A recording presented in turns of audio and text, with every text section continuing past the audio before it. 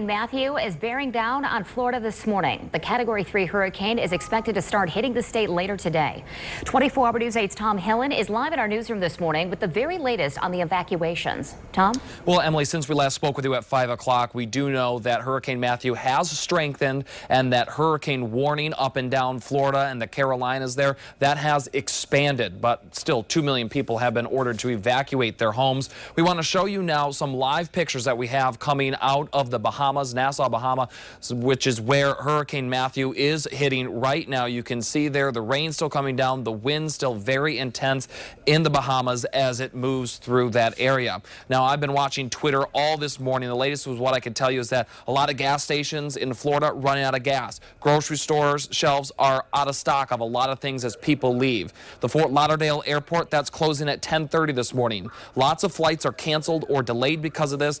I have checked with the Ford airport. So far, no delays because of Hurricane Matthew out of the Ford.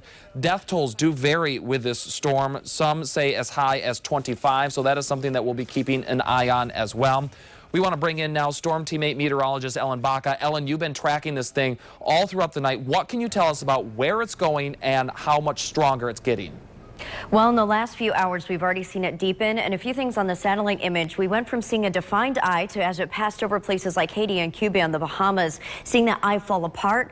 Well, in the last few hours, that eye has started to reform, and that's bad news because even though it's still considered just a Category 3 hurricane, that those signs and that change means that it's in a prime position to continue to strengthen, and we are expecting it to continue to strengthen into a Category 4 strength hurricane before it sweeps the Florida coast. And that's going to happen very shortly here. So by the time we get to Friday, 2 a.m., just paralleling north of Miami, sweeping up through Jacksonville, and then thankfully north of Jacksonville, we will start to see the storm encounter some cooler water, which should help to tear it apart just a bit as it gets closer to places like Georgia and South Carolina. Want to show you the latest on the Futurecast. Watch how it sweeps on through overnight Thursday in through Friday, especially edging in through places like Palm City, Palm Bay, Orlando, up through Daytona Beach. Residents here need to start to prepare for at least 3 to 6 feet of storm surge really close to the coast. They also need to prepare for really strong winds. In fact, winds close to 110 miles per hour at the peak, and in some ways rainfall of 3 to 6 inches or more.